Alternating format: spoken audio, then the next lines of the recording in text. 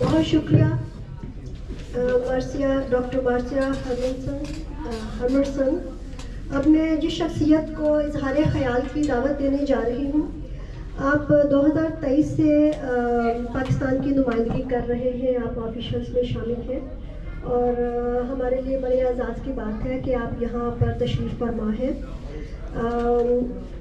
میں کچھ اشعار کے ساتھ آپ کا استقبال کروں گی کہ ہر سمت مسلمانوں پہ چھائی تھی تباہی, ملک اپنا تھا اور غیروں کے ہاتھوں میں تھی شاہی. ایسے میں اٹھا دین محمد کا سپاہی, اور نعرہ تکبیر سے دی تو نے گواہی. اسلام کا جھنڈا لیے آیا سرے میدان, اے قائد اعظم تیرا احسان ہے احسان. تو میں دعوت دوں گی جناب ڈپٹی قونصل جنرل جناب سعید علی صاحب کو, تشریف لائیے اور ہمیں اپنے خیالات کو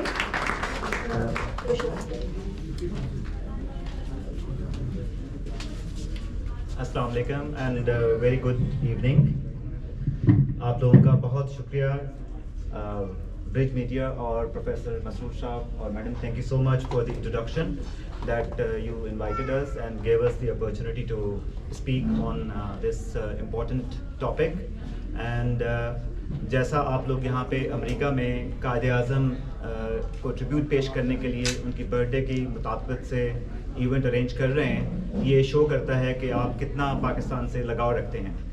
میں کیونکہ بریفلی بات کروں گا بیکاز مفصل طریقے سے ہمارے قونصل جنرل زمان مہدی صاحب بات کریں گے قائد اعظم کی جو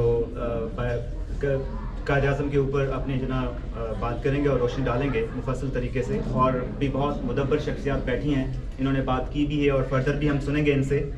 تو جیسا میں بریفلی ایک یہ چیز بتانا چاہتا ہوں, جیسے انہوں نے احسان کی بات کی ہے تو آپ کو پتہ چلتا ہے کہ قائد اعظم نے کتنا بڑا رول پلے کیا ہے ان کریٹنگ پاکستان. ہمارے جو ڈپلومیٹک کریئر میں میری پوسٹنگ کیونکہ رہی ہمارے ایسٹرن نیبر کے, ہاں تو وہاں جا کے احساس ہوتا ہے بندے کو کہ اگر پاکستان نہ بنتا تو ہم کہاں ہوتے, اور وہاں پہ جو مسلمان ہند ہیں ان کو بھی احساس ہوتا ہے.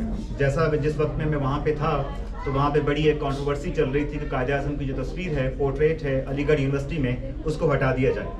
تو اس کے اوپر بڑے دنگے فساد بھی ہوئے اور چلتے رہے, ابھی بھی کنٹروورسی چل رہی ہے.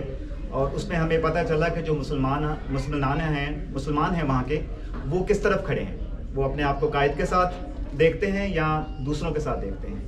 تو یہ واقعی صحیح بات ہے کہ قائد تیرا احسان ہے احسان, تو ہمیں اس سے پتہ چلتا ہے.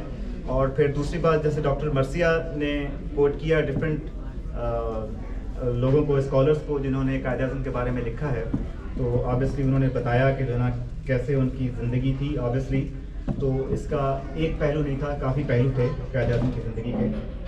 تو قائد اعظم کا جو میسج ہے ہمیں یہ یاد رکھنا چاہیے کہ ابھی بھی ریلیونٹ ہے. جیسے بات ہوئی پہلے یونٹی فیتھ ڈسپلن کی, تو وہ ہمیشہ کے لیے ہے.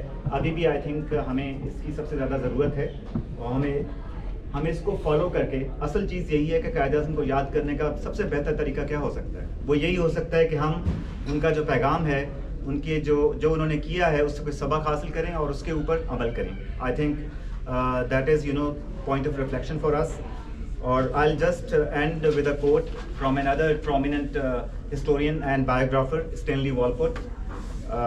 میں ویسے سوچ رہا تھا کہ شاید آپ ان کا پہلے ہی ذکر کر دیں گی ڈاکٹر مرثیہ, بٹ لیکن اسٹل آئی تھنک تو بس اسی پہ میں اینڈ کرنا چاہوں گا کہ few individuals significantly alter the course of history, fewer still modify the map of the world, hardly anyone can be credited with creating a nation state. Muhammad Ali Jinnah did all three. Thank you so much.